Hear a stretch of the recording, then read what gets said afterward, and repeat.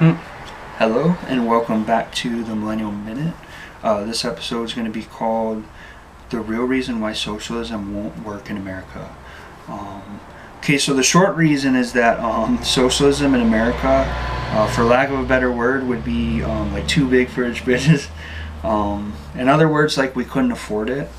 The way our industries operate, adopting socialism would make our economy unsustainable. So anyway, that's kind of like the short summary. And if you guys know anything about me and like how I roll, like you're never gonna get the short version of anything. So with that being said, let me get further into the more in-depth example here.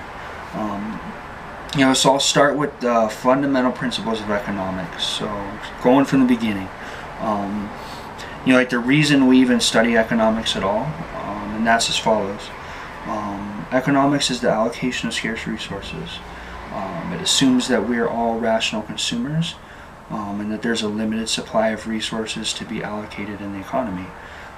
So to convert that into non-economic terms, what I really kind of mean by that is that we as human beings are all involuntary participants in what is kind of like a true free market circumstance. And to elaborate on what I mean by that, like we as human beings need certain things to like exist and survive. And then like God or like whatever you believe in as like a creator, provided us with the resources in order to do that. So it's kind of like a free market, but it's like a true free market that we kind of didn't make ourselves. Furthermore, given that circumstance, like in an economy, the involuntary free market that I just spoke of, that we're all part of, naturally determines every industry.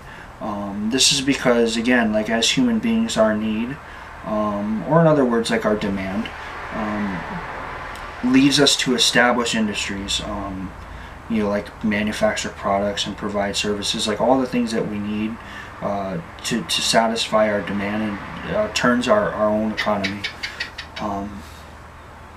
So by using ourselves on top of everything else as a resource, we allow the free market forces determined by our own human need and desires, remember, to dictate the equilibrium of supply.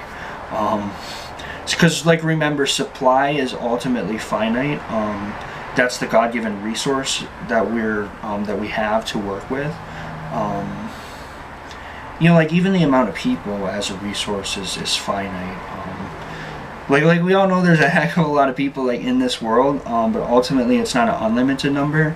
It's a certain amount, even though it's a lot. So if you look at that, like people as participants in the economy, it's a finite level of people at any given time. So with that being said too, though, I guess I kind of want to make something clear before I move forward.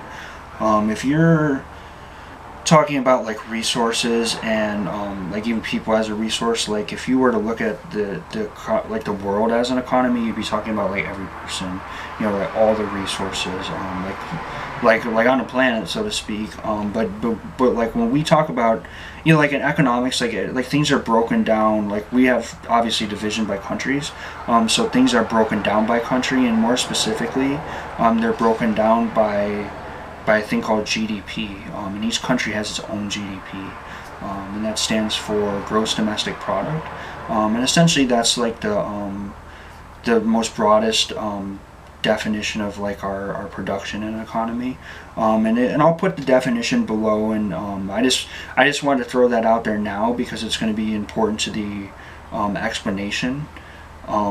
But I don't expect you guys to fully understand it now, but I'm going to be using it as I build on the example, so it'll become more clear.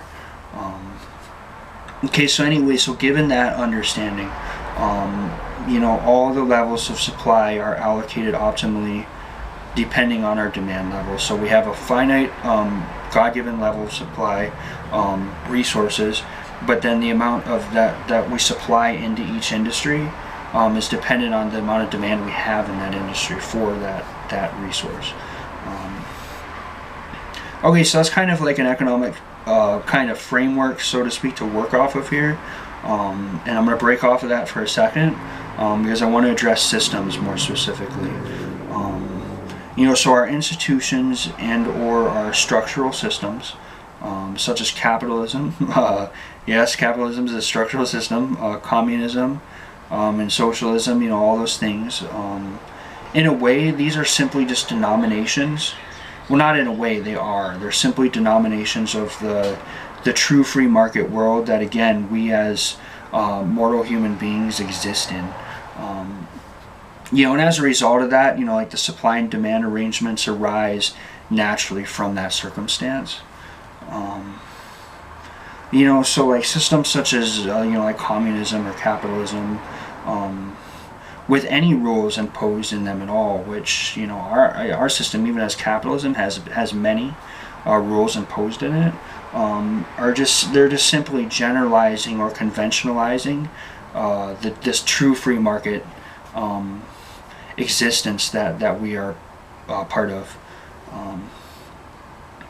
Okay, so that's like the economic foundation of this explanation, and in the second part of the video, I kind of want to like reinforce the explanation before taking you guys into how it relates to socialism.